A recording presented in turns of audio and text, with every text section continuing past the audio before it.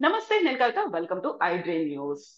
Invest in women, accelerate progress అనేది ఈ సంవత్సరానికి కాను అంతర్జాతీయ మహిళా దినోత్సవానికి యునైటెడ్ నేషన్స్ పెట్టుకున్నటువంటి థీమ్. అయితే భారతదేశానికి సంబంధించి పరిస్థితి ఎలా ఉంది? ఓవరాల్ గా విదేశాలతో పోలిస్తే భారతదేశంలో పరిస్థితులు మారాయా, లేకుంటే బెటర్మెంట్ అవుతున్నాయా? ఇన్వెస్ట్మెంట్ అనేది ఎలా ఉంది? ప్రోగ్రెస్ లో యాక్సిలరేట్ అవుతున్నారా లేదా? ప్రస్తుతం మనతో పాటుగా ఉన్నారు హ్యూమన్ రైట్స్ అడ్వకేట్, హ్యూమనిస్ట్ బాబు గోగినేని గారు. బాబు గారు, నమస్కారం అండి. నమస్కారం అండి. సో చాలా కాలం అయింది మీతో మాట్లాడి. ఐ ఫెల్ట్ ఉమెన్స్ డే కి సంబంధించి you are the best person అని అనిపించింది మాట్లాడుకోవడానికి మనం బోల్డ్ విషయాల గురించి. Thank you for recognizing that అండి. Thank you for inviting me to contribute. ఆడవాళ్ళ హక్కుల గురించి ఆడవాళ్లే మాట్లాడాలని రూల్ ఏం లేదండి. ఎగ్జాక్ట్లీ. ఎందుకంటే women's rights are human rights. ఇది హ్యూమన్ రైట్స్ గురించి హ్యూమన్స్ అందరూ మాట్లాడుకో. ఇవాళేమో మీరు ఇంటర్నేషనల్ విమెన్స్ డే అని గుర్తు చేశారు. ఇంటర్నేషనల్ విమెన్స్ డే అన్నదానికి ఆరిజిన్స్ అమెరికాలో, తర్వాత యూరోప్లో సోషలిస్ట్ ఉద్యమం, కమ్యూనిస్ట్ ఉద్యమం కారణంగా ఒక rapid expansion of rights of humans జరుగుతున్న కాంటెక్స్ట్లో ఇది వచ్చిందండి. అంటే 1789లో 1789 declaration of the rights of man and the citizen అని ఫ్రెంచ్ విప్లవంలో they issued a declaration. French భాషలో మ్యాన్ అంటే దాని అర్థం మ్యాన్ అండ్ విమెన్ అని. కానీ not happy with that, Mary Wollstonecraft అనే ఆవిడ declaration on the rights of women అని ఇష్యూ చేశారు అప్పుడే, ఫ్రెంచ్ రెవల్యూషన్ టైంలోనే. అంటే ఒక స్పృహ, కొత్తగా వస్తున్న ఒక స్పృహ, ఆడవారికి కూడా హక్కులుంటాయి అని. ఇది ఏ కాలంలో అన్నది మనం గుర్తుంచుకోవాలండి. ఆ కాలంలో ఆడవారికి ఆస్తి హక్కులు లేవు. ఆ కాలంలో అసలు డెమోక్రసీ అన్నదే ప్రపంచంలో చాలా తక్కువ ప్లేసెస్లో ఉంది. ఆడవారికి ఓట్ అన్న హక్కు క్వశ్చనే లేదు. ఇంకా గట్టిగా చెప్పుకోవాలనంటే ఆడవారు ఎవరో సొత్తు, చాటల్, ఒక ప్రాపర్టీ. అంటే వారసత్వ హక్కుల్లో భాగంగా ఆడవారిని తండ్రి నుంచి కొడుకు, లేదు కొడుకు నుండి ఇంకెవరికో అట్లా ట్రాన్స్ఫర్ అవుతూ ఉండేది ఓనర్షిప్ ఆఫ్ విమెన్.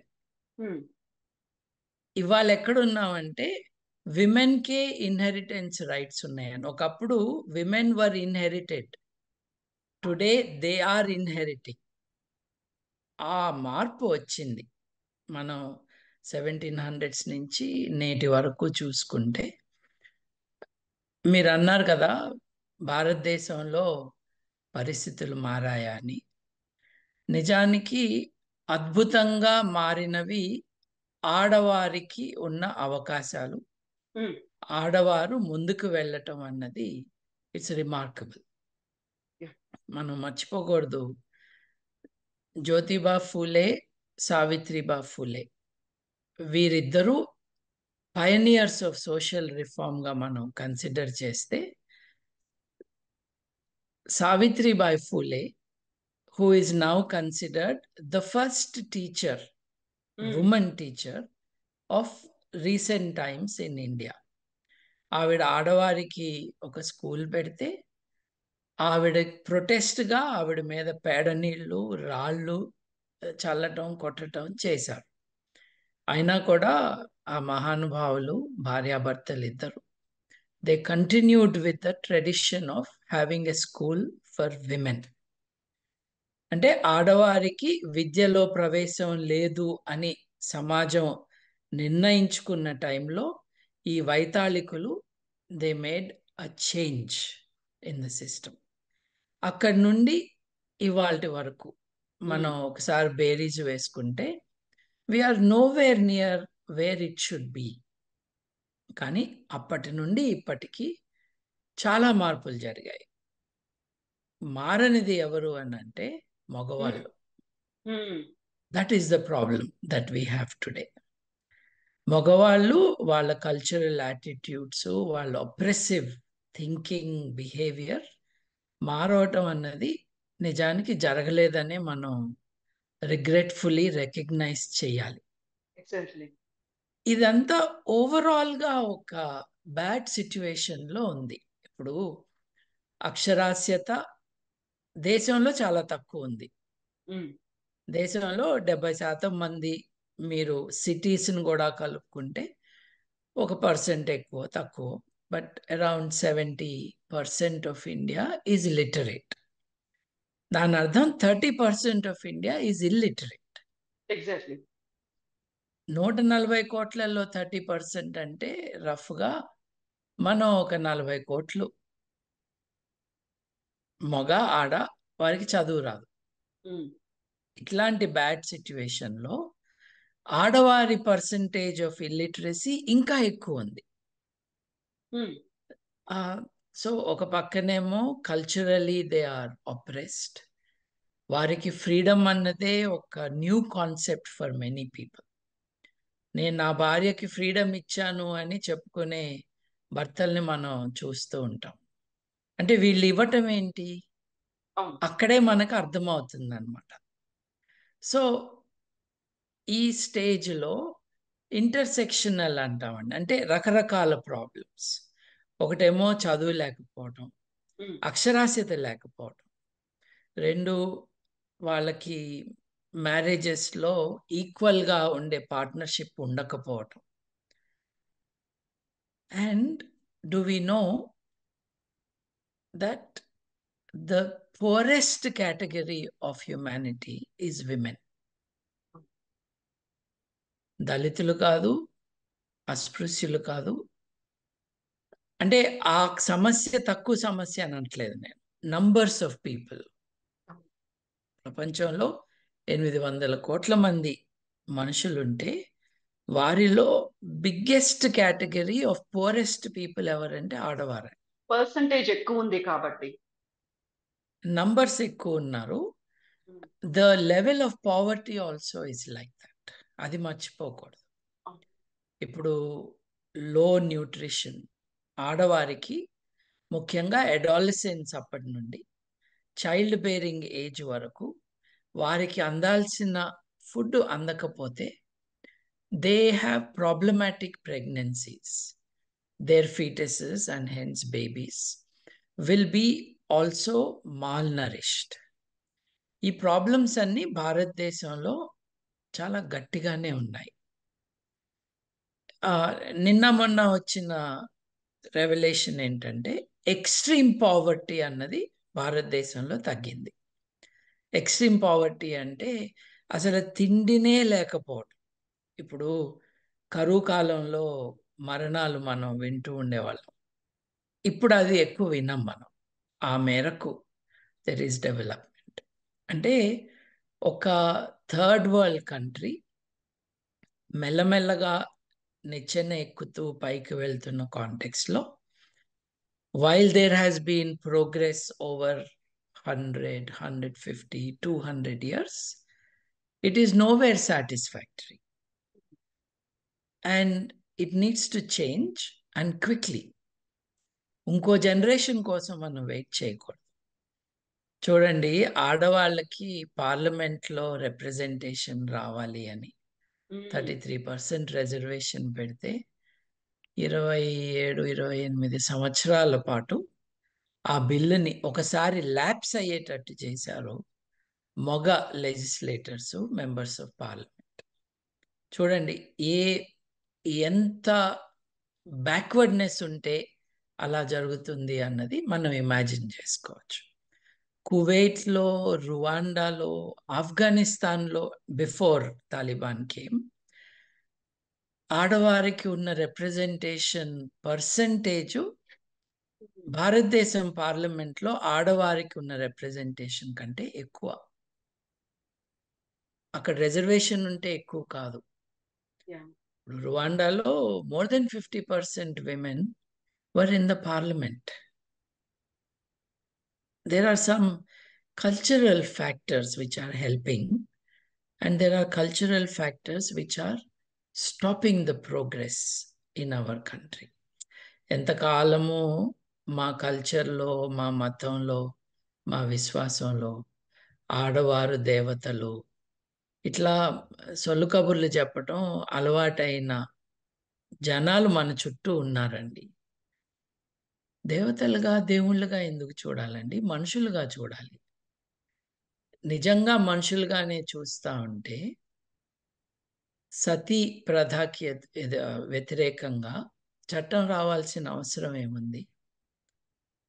ప్రపంచంలో ఎక్కడా లేనట్టుగా బాల్య వివాహాలు, ముఖ్యంగా ఆడపిల్లల రైట్స్ ప్రొటెక్ట్ చేయటానికి చట్టం ఎందుకు తెస్తారు? అసలు కట్నానికి వ్యతిరేకంగా ప్రపంచంలో ఎక్కడైనా చట్టాలు ఉన్నాయా? మన దేశంలో ఎందుకు ఉన్నాయి? అంటే నేను అడిగింది రెటారికల్ క్వశ్చన్.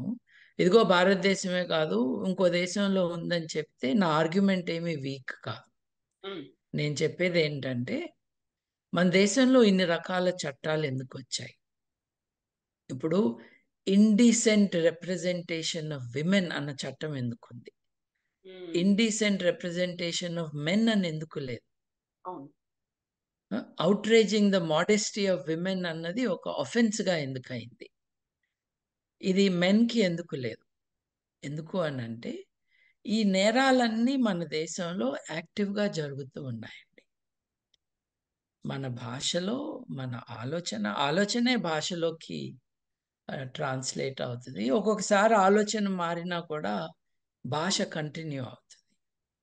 అట్లాగే సోషల్ నార్మ్స్, ప్రాక్టీసెస్, అట్లాగే చట్టాలు ఇవన్నీ కూడా ఎలైన్ అయితే కానీ we will not have good progress for women. నేను చెప్పింది తప్పుగా అర్థం చేసుకోకూడదు. నా సంబరం ఏంటి అని అంటే ఒక 200 ఏళ్ల క్రితం ఎక్కడా లేని ఆడవారు ఇక్కడి దాకా వచ్చారు అని. బట్ ఎక్కడి దాకా అంటే ఆర్గనైజ్ సెక్టర్లో 27% ఆడవారు ఎంప్లాయ్మెంట్లో ఉన్నది. అంటే డిస్క్రిమినేషన్ ఇంకా ఉంది అని అర్థం. ఇప్పుడు అంతమంది విద్యార్థినులు లేరా? ఉన్నారు కదా. వాళ్ళు ప్రతి ఎస్ఎస్సి ఇంటర్మీడియట్ పరీక్షల రిజల్ట్స్ చూస్తే girls have done better than boys అనే కదండి. కానీ ఉద్యోగాల్లో కనపడరేంటి? దీని అంతటికీ కారణం పెళ్ళిళ్ళు చేసేసుకుని పిల్లల్ని కంటడమే కాదండి. అవకాశాలు తక్కువ, అవకాశాలు ఇవ్వట్లేదు, ప్రెజుడిసెస్ ఉన్నాయి. వీళ్ళకు ఉద్యోగం ఇస్తే వీళ్ళు రేపు మళ్ళీ ప్రెగ్నెన్సీ అని లీవ్ పెట్టుకుంటారు. అంటే మానవ జాతిని దాన్ని కంటిన్యూ చేసే biological developments of giving birth అది కూడా చాలా మందికి అబ్జెక్షనబుల్. అంటే వర్క్ ప్లేస్లో ఎస్ అండి, yes. So many ways the plight of women has been made more miserable than it should be. దీని అంతటికీ రిలీజియస్ కాన్సెప్ట్స్ అన్నది మర్చిపోకూడదు. ఫస్ట్ థింగ్ ఏంటంటే ఏ మతాన్ని కూడా ఆడవారు స్థాపించలేదు, రైట్? ఆడవారు దేని వెనుకున్నారు అని అంటే సారాకి వ్యతిరేక ఉద్యమం, అక్షరాస్యత కోసం ఉద్యమం, పర్యావరణాన్ని కాపాడాలని చేస్తున్న ఉద్యమం. అంటే ఆ ప్రొటెక్టివ్ ఇన్స్టింక్ట్, సంతోషంగా ఉండటానికి, అందరి శ్రేయస్సు కోరే ఒక ఆలోచన ఉన్నది ఇన్స్టింక్టివ్గా తల్లులకు వచ్చినట్టుగా మగవాళ్ళకి రావట్లేదని మనకు తెలుస్తాం. నిజానికి యుద్ధాలు జరిగినప్పుడు the first victims are women కదండి. First demonstration of dominance on a country is raping the women. ఇది ఇవాళ కాదు, ఎప్పటి నుండో జరుగుతున్నది. ఇప్పుడు వివాహాల్లో రాక్షస వివాహం అని ఉంది. అంటే పెళ్ళాన్ని ఎత్తుకుని పారిపోవచ్చు అనమాట. కిడ్నాపింగ్. ఇప్పుడు దాని కంటిన్యూషన్ ఏనేమో, అంటే ఆ mind set continuation, not practice. నేడు కూడా నేను కోరుకున్న అమ్మాయి నన్ను పెళ్లి చేసుకోలేదు అని దాడి చేయటం అన్నది మనం చూస్తాం. యాసిడ్లు పోయటం మనం చూస్తాం. మన సినిమాలలో కూడా it reflects how they talk. ఇప్పుడు అఘోరాయేషాలేసిన పిచ్చి పిచ్చిగా మాట్లాడే బాలకృష్ణ సూపర్ స్టార్ కదండి. ఆయన నోరు జారి చాలాసార్లు below the level of educated public person మాట్లాడటం చూసాం. మొన్న ఒక మిత్రుడి దగ్గరికి వెళ్తే గుంటూరు కారం సినిమా చూపించారండి. నేను ఒక 15-20 నిమిషాలు చూశాను. సమ్వేర్ దేర్ ఈ డైలాగ్ విన్నాక నాకు చూడబుద్ధి కాలేదు. Mahesh Babu super star, actor, ఆయన అంటే ఎంతో గొప్ప అని అందరూ మాట్లాడుకుంటూ ఉంటారు కదా. ఆయన నోటి నుంచి వచ్చిన సిగ్గులేని డైలాగ్. ఒక అమ్మాయి ఆయనకి బ్రేక్ఫాస్ట్ ఫుడ్ సర్వ్ చేస్తే, ఈ గుడ్డు కోడి పెట్టిందా నువ్వు పెట్టావా అని అడుగుతాడు. అంటే డర్టీ ఫెలోస్ వీళ్ళు ఇట్లా మాట్లాడటం.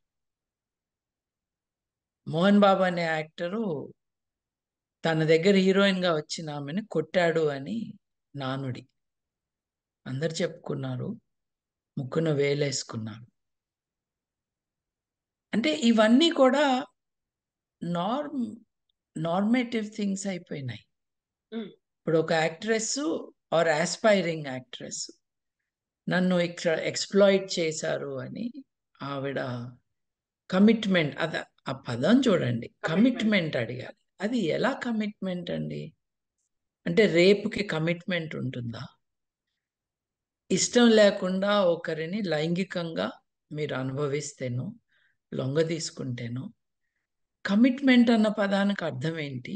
ఇక్కడ దాన్ని ఏ కాంటెక్స్ట్లో వాడుతున్నారు? వర్క్ ప్లేస్లో సెక్షువల్ హారెస్మెంట్ ఉండకుండా ఉండాలని సుప్రీంకోర్టు జడ్జిమెంట్ ప్రకారం వర్క్ ప్లేసెస్ అన్నిట్లో కమిటీ ఉండాలి. ఇది of course is world wide, it is a practice. ఎందుకంటే మనం బాలీవుడ్లో, టాలీవుడ్లో ఏం జరుగుతుందో హాలీవుడ్లో కూడా అదే జరుగుతుంది. కానీ అక్కడ ఆడవారికి ఒక 20 ఏళ్ళ తర్వాత అయినా 15 ఏళ్ళ తర్వాత అయినా ధైర్యం వచ్చి చెప్పారండి. నేను బిగ్ బాస్ హౌస్లో ఒకరిని హౌస్లో ఉండకుండా చెయ్యాలి అని గట్టిగా ఎందుకు చెప్పాను? ఆ కంప్లైంట్స్ ఆ ఆడవారు ఇవ్వాలి. వారు నాకు చెప్పారు కాబట్టి వీడిక్కడ ఉండటానికి వీల్లేదన్నా. వాడు ఆస్ట్రేలియాకు వచ్చిన కొద్ది రోజులకే ఆస్ట్రేలియాలో కౌశల్ ఆర్మీ అన్నది ఎందుకు మూసేశారు? ఆ మూసేసిన లేడీ ఎందుకు మూసేసింది? వాళ్ళు చెప్పాలి వచ్చి, నేను చెప్పకూడదు. అంటే నిర్లజ్జగా, ఎక్కడా కూడా భయం లేకుండా మగవాళ్ళు ఆడవాళ్ళ పట్ల మాటల్లో కానీ చేతల్లో కానీ ఏమి చేసినా మనకి పెద్ద నష్టమేం లేదు అని మగవాళ్ళు తెలుసుకున్నారండి. అందుకే నేను అంటున్నాను, ఆడవారు ఈరోజు they have shown with in the very limited opportunities they have that they can be a match to men or better than men. Exactly. But మగవాళ్ళు మారట్లేదే. నేను training programs as part of my business and my profession computer కంపెనీస్లో top level ఆఫీసర్స్కి, director level ఆఫీసర్స్కి నేను training ఇస్తాను, soft skills training. One of the aspects that we talk of is gender sensitivity. Okay. ఆడవారి complaint ఏమిటి అని అంటే, వారికి వాళ్ళ వర్క్ ప్లేస్లో జూనియర్ మేనేజర్ నుంచి టాప్ లెవెల్ వరకు వాళ్ళ colleagues do not respect them because they are women. ఇప్పుడు there are multiple reasons why you don't like your boss. We must be clear. The boss may not be a good manager. It happens very often. ఎందుకంటే మీకు వచ్చింది computer coding, మీకు వచ్చింది management కాదు. Management is another skill, it's another talent, it's an ability, it's an academic discipline. వాటిల్లో వేటిల్లోనూ ప్రవేశం లేకుండానే కొంచెం బాగా పర్ఫామ్ చేస్తున్న వాళ్ళకి ఒక టీమ్ ఇన్ఛార్జ్ గాను, కొన్ని టీమ్స్కి ఇన్ఛార్జ్ గాను పెట్టడం జరుగుతుంది. It's a part of bad management of technology companies. So రకరకాల కారణాలు ఉంటాయి. But all the women managers have told me that they are not liked by their juniors, as in team members, because they are women. Because they, women, are deciding on work schedules, on tasks, when someone can take leave or not. పనికి సంబంధం ఉన్న నిర్ణయాలు తీసుకున్నప్పుడు కూడా ఈమె మాట నేను వింటమేంటి అని చాలా మంది రెస్పాండ్ అవుతారు అని.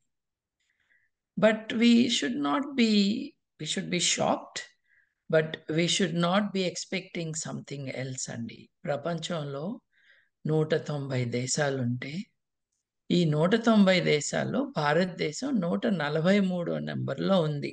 Last when I saw statistics 43 నుంచి 35కి రావచ్చు, లేకపోతే 50కి స్లిప్ అవ్వచ్చు. బట్ సడన్గా ఆడవారికి ఇది ఒక ప్యారడైజ్ అనేటట్టుగా మారిన దాఖలాలు కానీ ఆ పాసిబిలిటీ కానీ లేదు. మనం జనగణన అంటే సెన్సెస్ అని ఏదైతే అంటామో, ఎంతమంది మగవాళ్ళు ఎంతమంది ఆడవారు, వారి భాషలు, వారి మెరైటల్ స్టేటస్, వారి మతం లేదు వారి నాస్తికత్వం, ఇవన్నీ కూడా సెన్సెస్ నోట్ చేస్తుంది. 20 ఏళ్ళు అయిపోయిందా మనకి సెన్సెస్ జరిగి? లేదు, 2011 was the last. 15 2011 was the last time. So 14 ఏళ్ళు 15 ఏళ్ళు అయిపోతాయి నెక్స్ట్ సెన్సెస్ రావటానికి. We don't know if that will happen immediately after the elections, but 15 ఏళ్ల పాటు దేశంలో ఎంతమంది మగవాళ్ళు ఎంతమంది ఆడవాళ్ళు అన్నది లెక్క చూడలేదు. కానీ అంతకు పూర్వం ఉన్న లెక్కల్లో 943 ఆడవారు వర్సెస్ 1000 మంది మగవారు. అంటే ఒక 140 కోట్ల మంది జనాభాలో రఫ్లీ 70 కోట్ల మంది మగవాళ్ళు ఉండాలి, 70 కోట్ల మంది ఆడవారు ఉండాలి. ఈ జనాభా division nature has decided. How I don't know what the mechanism is. రఫ్గా ఆడవారి మగవారి కౌంట్ కొంచెం అటు ఇటుగా సిమిలర్గా ఉంది మానవ జాతికి, ఏ దేశంలో అయినా. మన దేశంలో మటుకు అలా లేదు. వీళ్ళు పుట్టట్లేదా? పుట్టాక మాయమైపోతున్నారా?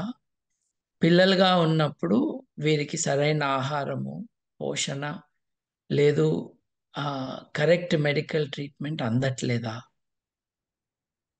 ప్రపంచంలో చాలా తక్కువ దేశాల్లో జెండర్ డిటర్మినేషన్ టెస్ట్ని బ్యాన్ చేస్తారు. నాకు పుట్టబోయే బిడ్డ ఆడనా మగనా అని తల్లి కానీ తండ్రి కానీ తేల్చుకోవాలని అంటే ప్రపంచంలో చాలా దేశాల్లో అవకాశం ఉంది.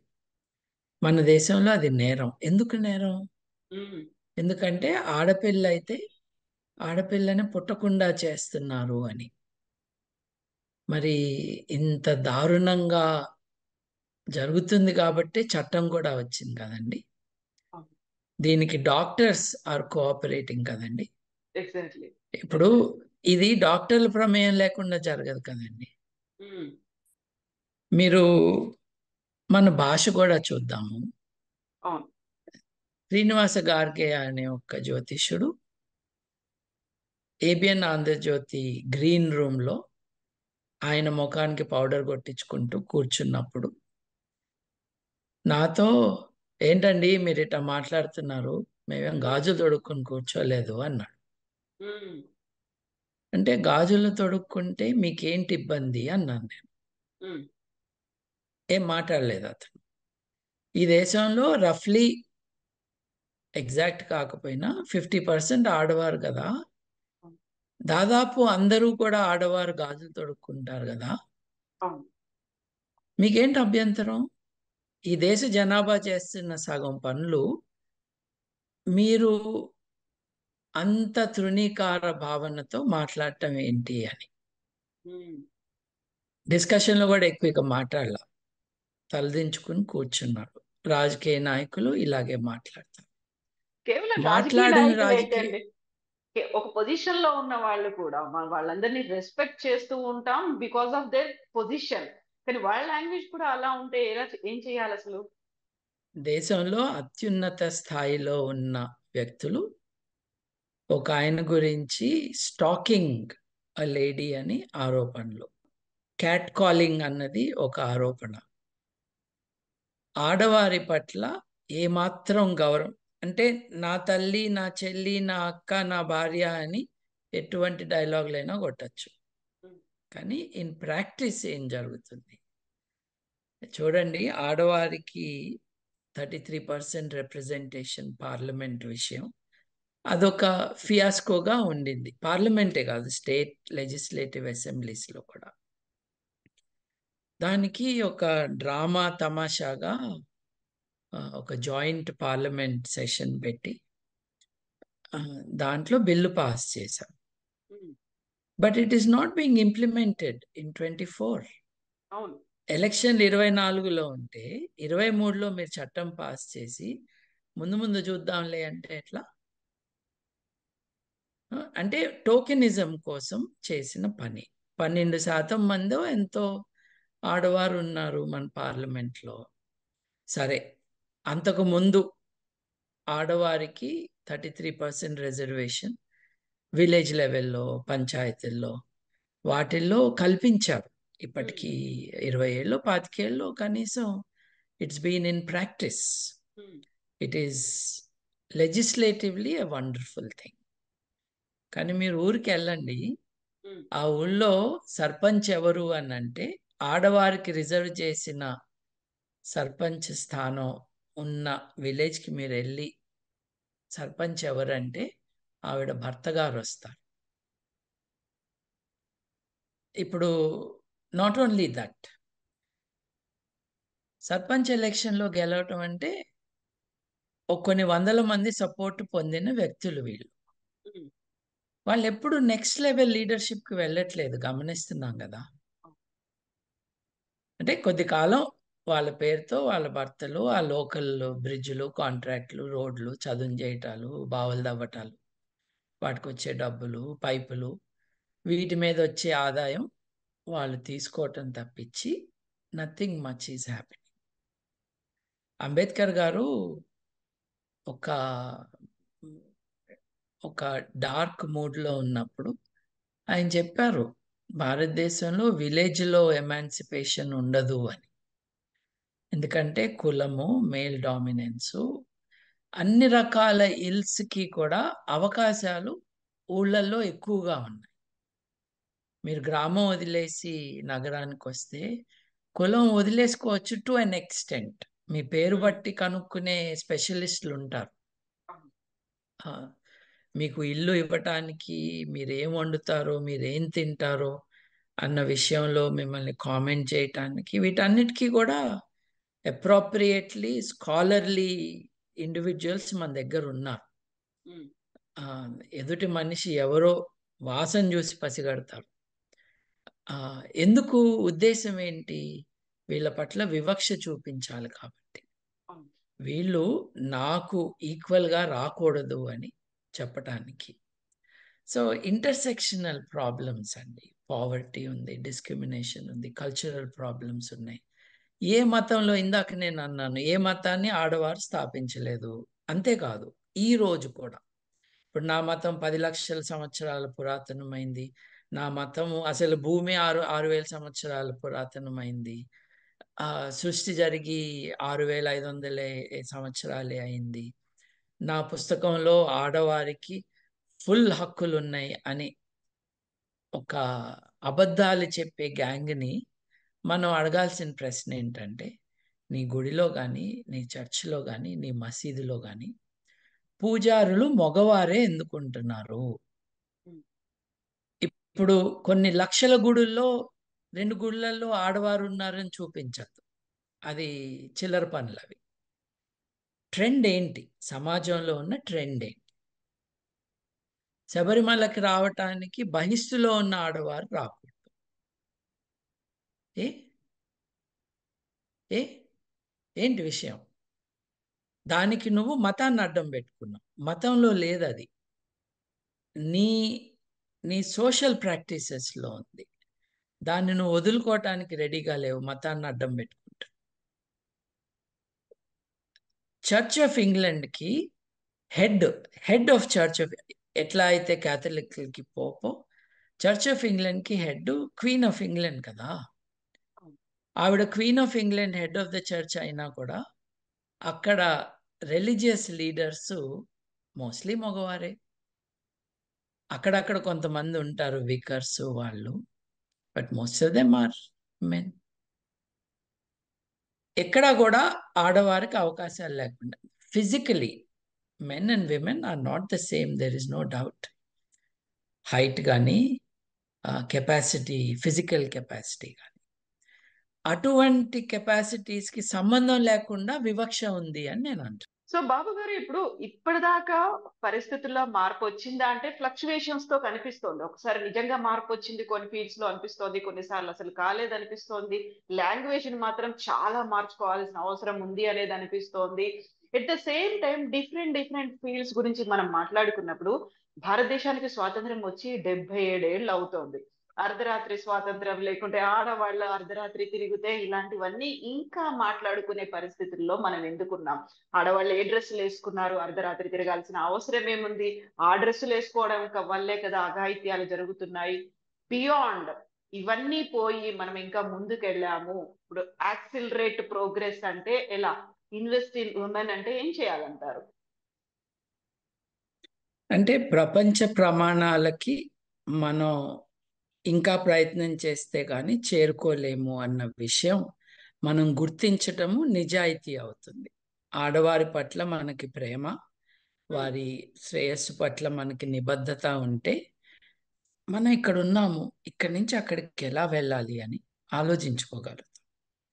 చూడండి, 1963 అంటే మనం పుట్టక ముందు 1963లో కాస్మోనాట్ వాలెంటీనా టెరెషకోవా ఆవిడ అంతరిక్షంలోకి వెళ్ళి భూమి చుట్టూ 70 గంటల్లో 48 సార్లు పరిభ్రమించి ఆవిడున్న ఆ దాన్ని ఏమన్నా క్యాప్స్యూల్ అనొచ్చేమో, she came back to the earth 1963. ఇది సోవియట్ యూనియన్ సంగతి. 2017లో అంటే 1963 తర్వాత 73, 83, 93, 2003, 2013 తర్వాత 2017లో సౌదీ అరేబియాలో ఆడవారికి వారి కారు వారు డ్రైవ్ చేసే హక్కు వచ్చింది, లైసెన్స్ వచ్చింది. అంటే different societies have different speeds. ఇప్పుడు ఇంగ్లాండ్ ఉంది, ఇంగ్లాండ్లో సఫ్రాజెట్ మూవ్మెంట్, సుఫ్రాజెట్ అనాలి, మూవ్మెంట్ అంటే ఆడవారికి ఓటు హక్కు రావాలి అన్న ఉద్యమం అండి. 1920s వరకు ఇంగ్లాండ్లో ఆడవారికి ఓటు హక్కు లేదు, వచ్చింది. స్విట్జర్లాండ్లో 1971 వరకు లేదు, స్విట్జర్లాండ్లో ఆడవారికి హక్కు లేదు, బట్ దే గాట్ ఇట్. అమెరికాలో అమెరికన్ ఇండిపెండెన్స్ అంతా బాగుంది, కానీ అది మగవాళ్ళకే పౌరసత్వం. అప్పుడు ఆడవారికి ఆస్తులు లేవు. నిజానికి భారతదేశంలో మొట్టమొదటిసారి ఆడవారికి ఆస్తి హక్కు కల్పించింది రాజ్యాంగం రాసిన వాళ్ళు ఎవరు కాదు, ఎన్టీ రామారావు చేశాడు. తెలుగు రాష్ట్రాల్లో చేశారు. తర్వాత దేశం అంతటికీ అది అయింది. డిఫరెంట్. నేను ఇప్పుడు ఆస్ట్రేలియాలో ఉన్నాను. నేనున్న రాష్ట్రం పేరు విక్టోరియా.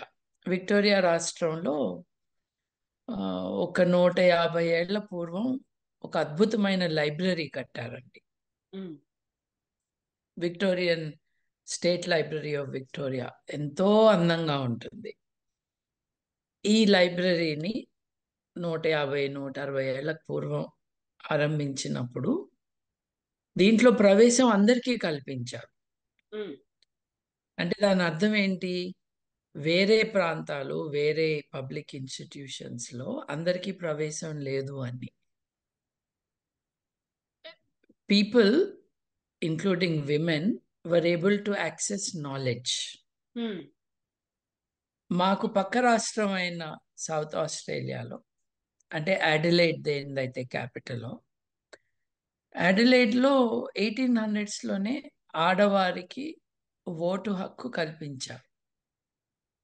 ఎలా వచ్చింది? ఉద్యమం చేస్తే వచ్చింది.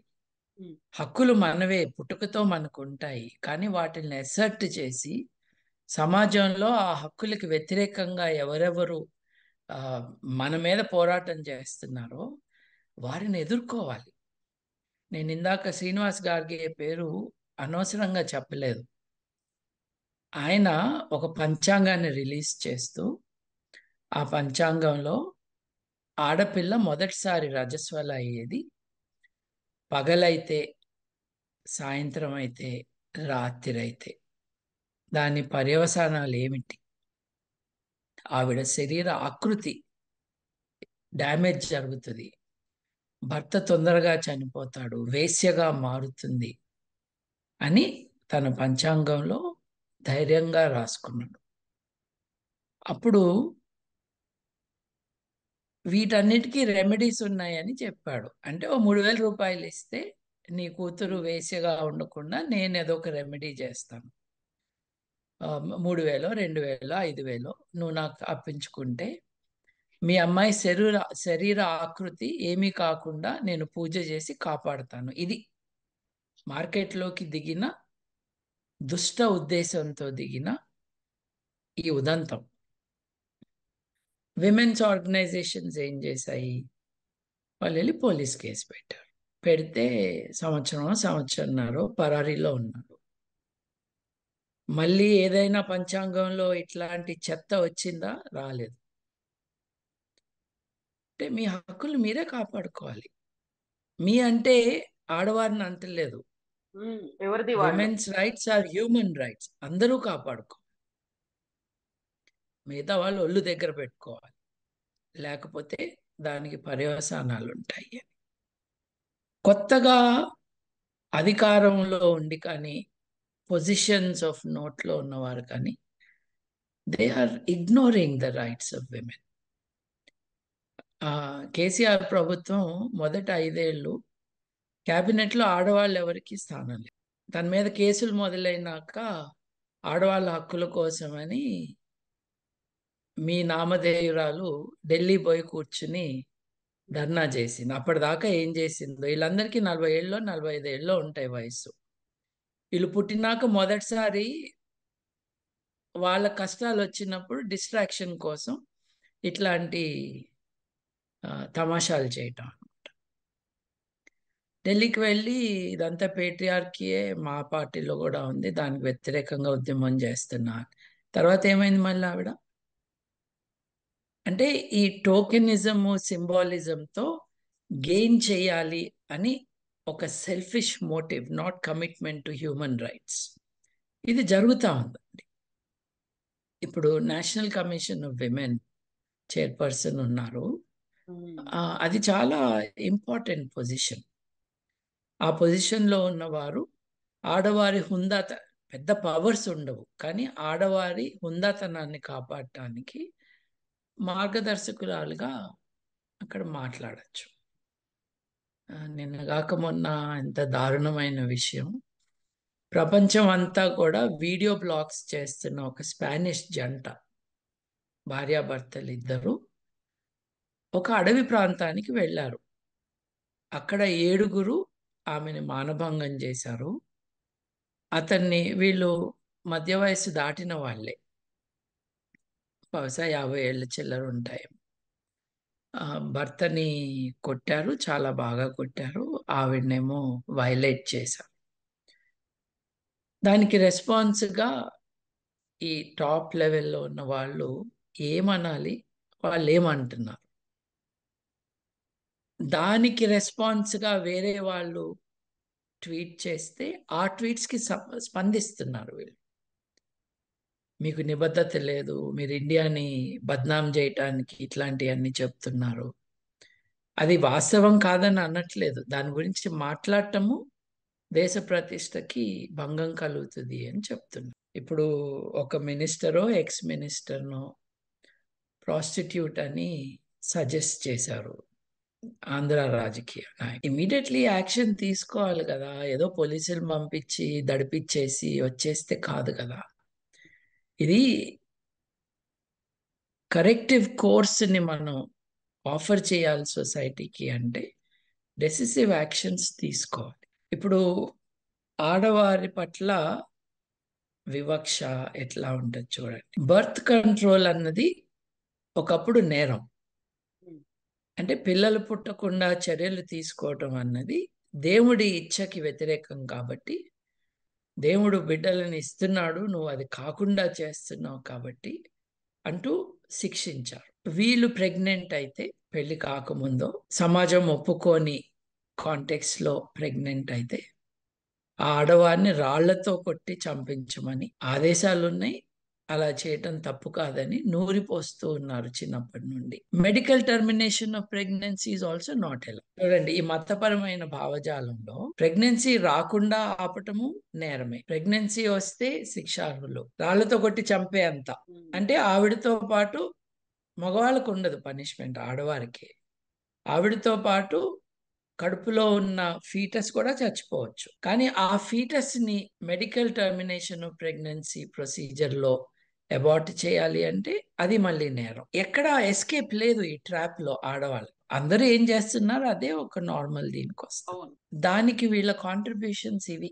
అసలు మనుషులకు ఉండాల్సిన స్పందన ఇదేనా? బాధితుల్నే బాధ్యులు చేయటం అన్నది కరెక్టేనా? Of course common sense advice, రాత్రిళ్ళు తిరగద్దు, మగపిల్లలు తిరగద్దు, ఆడవాళ్ళు తిరగద్దు. ఎందుకంటే పోలీసింగ్ బాగాలేదు, ఎవడు తాగి తిరుగుతున్నాడో, ఎవడు డ్రగ్స్ వేసుకుని తిరుగుతున్నాడో, ఎవడు ఎంత ఫాస్ట్గా బండి నడుపుతున్నాడో జూబ్లీ చెక్ పోస్ట్ దగ్గర మనకు తెలియదు. కాబట్టి లెట్ us బీ కేర్ఫుల్. అమ్మమ్మలు, తల్లిదండ్రులు, అక్కలు, అన్నలు, తమ్ముళ్ళు ఒకళ్ళకొకళ్ళు చెప్పుకునే caution is very valid. So ఇటువంటి వాటిని వ్యతిరేకించకపోతే, అధికారంలో ఉన్న వాళ్ళు చేస్తున్న పనులను వ్యతిరేకించకపోతే, దే బికమ్ ద నార్మ్.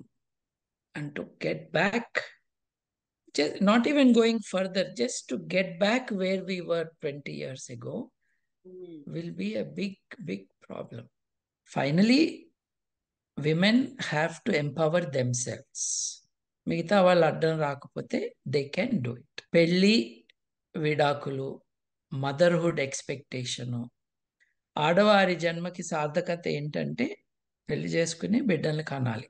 గొడ్రాలు అన్నది చాలా negative description for a women, as if it is your biological destiny.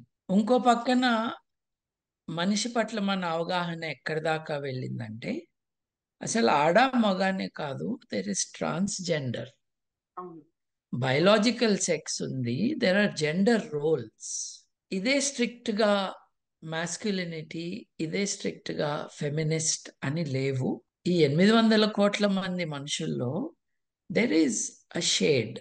Much of it is in the reproductibility biological situation. Some of them are not qualifying for that. They do not wish to be there. అందరూ కూడా ఒక step పైకి వెళ్ళాలి, ఆడవాళ్లతో సహా. Positive ఎమోషన్స్ని, హక్కులని, బాధ్యతలని ఆధునికంగా అర్థం చేసుకో.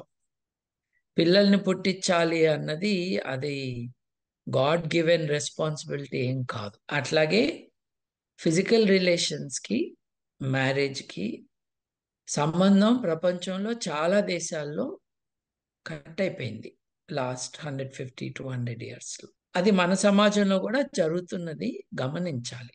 మైనర్లు కాని వారు తమ శరీరం పైన తమకే హక్కు ఉంటుంది అని వాళ్ళు దే ఆర్ అసర్టింగ్. వాళ్ళ ఇమ్మీడియట్ ఫ్యామిలీ ప్రాబ్లం అది, మీ ప్రాబ్లం కాదు. ఆ తల్లికి, ఆ తండ్రికి, లేకపోతే ఆ కుటుంబ సభ్యులకి ఈ కొత్త development in the life of their family member is for them to in a cordial legal manner to address.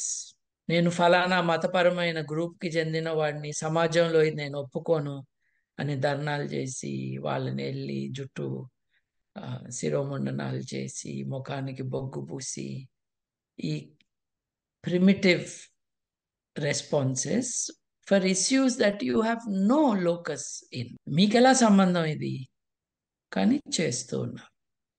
వీటన్నిటినీ ఆపటానికి మనకి చట్టాలు ఉన్నాయండి.